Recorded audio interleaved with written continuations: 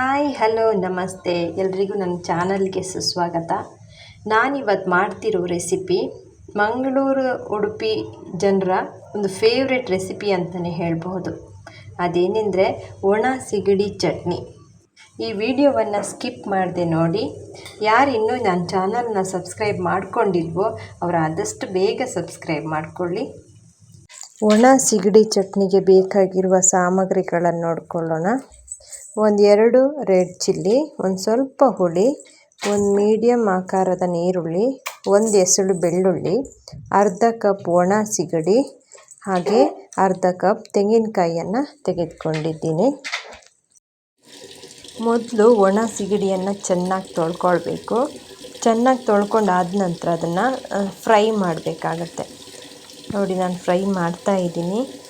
ಅದು ಚೆನ್ನಾಗಿ ಫ್ರೈ ಆಗಬೇಕು. ನೋಡಿ, ಇಷ್ಟ ಆದರೆ ಸಾಕು. ಈಗ ತೆಗೆಯೋಣ. ತೆಗೆದುಕೊಂಡ 2 ರೆಡ್ ಚಿಲ್ಲಿಯನ್ನು ಫ್ರೈ ಮಾಡಿ ಇಟ್ಕೊಂಡಿದ್ದೀನಿ.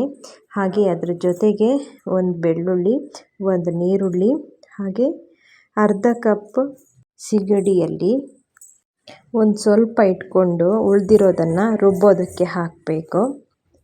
ಹಾಗೆ ತೆಗೆದುಕೊಂಡಿರುವ ಅರ್ಧ ಕಪ್ ತೆಂಗಿನಕಾಯಿಯನ್ನು ಕೂಡ ಸೇರಿಸ್ತಾ ಇದ್ದೀನಿ. ಅದ್ರ ಜೊತೆ ರುಚಿಗೆ ತಕ್ಕಂತೆ ಉಪ್ಪನ್ನು ಕೂಡ ಹಾಕಬೇಕು. ನೋಡಿ, ಈಗ ರುಬ್ಬಿ ಆಗಿದೆ.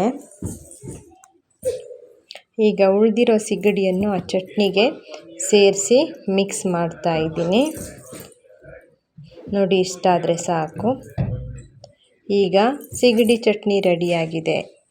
ಬಿಸಿ ಬಿಸಿ ಗಂಜಿ ಜೊತೆ ತಿನ್ನೋದಕ್ಕೆ ತುಂಬ ಚೆನ್ನಾಗಾಗುತ್ತೆ ಇದು. ನೀವು ಒಮ್ಮೆ ಟ್ರೈ ಮಾಡಿ ನೋಡಿ, ಹೇಗಾಗಿದೆ ಅಂತ ಕಮೆಂಟ್ ಮೂಲಕ ತಿಳಿಸಿ. ಇದು ಇವತ್ತಿನ ವಿಡಿಯೋ. ಈ ವಿಡಿಯೋ ಇಷ್ಟ ಆಗಿದ್ದರೆ ಲೈಕ್ ಮಾಡಿ, ಶೇರ್ ಮಾಡಿ, ಕಮೆಂಟ್ ಮಾಡಿ, ಸಬ್ಸ್ಕ್ರೈಬ್ ಮಾಡಿ. ಧನ್ಯವಾದಗಳು.